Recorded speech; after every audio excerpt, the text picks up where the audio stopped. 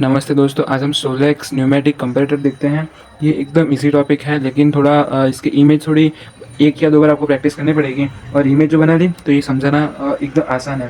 तो वो एक measure small dimensional variation using air back pressure. मतलब ये एयर बैक प्रेशर से हमें वो जो कंपैरेटर का जो डायमेंशन है वो एयर बैक प्रेशर से हम इस कंपैरेटर में ढूंढते हैं। अब एयर बैक प्रेशर क्या है वो भी मैं आपको समझाता हूँ। तो चलिए अभी वर्किंग इसका समझते हैं। यहाँ से एयर गई, एयर फिल्टर हुई और इधर से एयर के दो अलग अलग डिफरेंट पाथवे बने। एक ये साइड आएगी और एयर यहाँ पे जाएगी। अब ये साइड एयर ये अपना वाटर है, वाटर से भरा हुआ सिलेंडर है, वर्टिकल सिलेंडर। और इसके साथ हमने कनेक्ट किया हुआ है ये मैनोमीटर, जो ये हमें प्रेशर फाइंड आउट करके देगा। अब यहाँ पे आगे जाएगी, फिर यहाँ पे ऑफिस मिलेगा, कंट्रोल ऑफिस।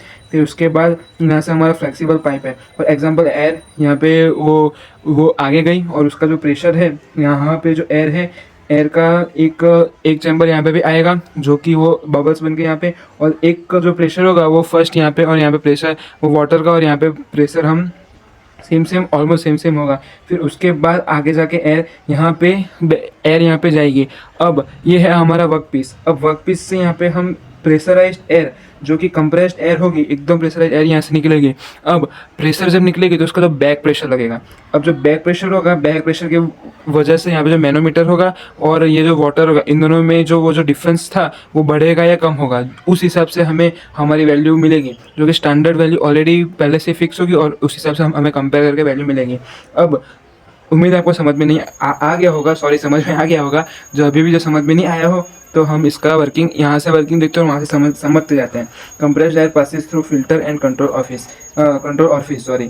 अब यहाँ से पास हुआ ये फिल्टर और कंट्रोल ऑफिस से पास आउट हुआ। Now constant pressure air reaches measuring nozzle. अब मेजरिंग नोजल में पहुंचा, फिर air escapes through the gap between nozzle and work piece. अब यहाँ से एयर एस्केप हुई, ये पॉइंट पर डायरेक्ट, ये जो मैंने बताया वो नहीं बताया, डायरेक्ट इसका यहाँ से एयर पास आउट हुई। अब इन दोनों का डिस्टेंस की बारी आई। अब यहाँ पे जो एयर निकली उससे मैं आपको बताता हूँ कि कैसे हमें हमारी स्टैंडर्ड वैल्यू मिलेगी। यहाँ पे गैप की वजह से, अगर यहाँ पे इन दोनों का गैप कम है, गैप कम का मतलब क्या, लेस एयर एस्केप, मतलब एयर जो निकल रही है बहुत कम निकल रही है, तो उसका हाई बैक प्रेशर होगा। अब वो मैं आपको समझाता हूँ। जैसे यहाँ पे एयर कम निकल रही है तो पीछे की साइड उसका एयर जब निकल ही कम रही है तो प्रेशर उसमें ज़्यादा होगा, क्योंकि एयर भी ज़्यादा रहेगी। अब एयर इस फॉर एग्जांपल ज़्यादा गैप है तो एकदम ज़्यादा एयर निकल रही है, तो ज़्यादा एयर निकल रही है तो बैक प्रेशर बहुत कम होगा। अब ऐसा नहीं है कि कम ज़्यादा तो वो पॉइंट होगा ही नहीं, क्योंकि एयर निकलने की ट्राई कर रही है लेकिन लेस जगह है तो निकल ही नहीं पाए, तो बैक प्रेशर, पीछे की साइड प्रेशर वो ज़्यादा होगा, जो वो स्मॉल एरिया में। और जो एरिया जो बिग हुआ तो उसमें जो पीछे के साइड जो प्रेशर होगा वो कम होगा। तो वो जो कम और ज़्यादा से फिर यहाँ पे मैनोमीटर में हमें डिफ्लेक्ट देखने को मिलेगा, और वो डिफ्लेक्ट हम स्टैंडर्ड वैल्यू से कंपेयर करेंगे और हमें हमारा वो जो वैल्यू जो होगी, जो आंसर होगा वो हमें मिल जाएगा। डिफ्लेक्शन जो होगा वो भी हमें पता चल जाएगा।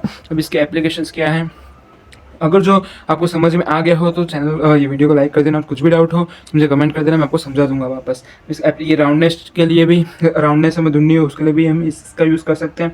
फिर प्रिसीशन ढूंढने के लिए भी हम इसका यूज़ करते हैं। और एडवांटेज इसकी एक्यूरेसी बहुत हाई है और नो वियर, मतलब वियर इसमें घर्षण फोर्स इसमें बहुत कम होता ही नहीं है। अब ये है न्यूमेटिक सोलेक्स न्यूमेटिक कंपैरेटर। कुछ भी डाउट हो तो मुझे बोल देना कमेंट में, मैं आपको समझाने की कोशिश करूँगा। वीडियो को अच्छा लगा तो लाइक करना, चैनल सब्सक्राइब करना। धन्यवाद।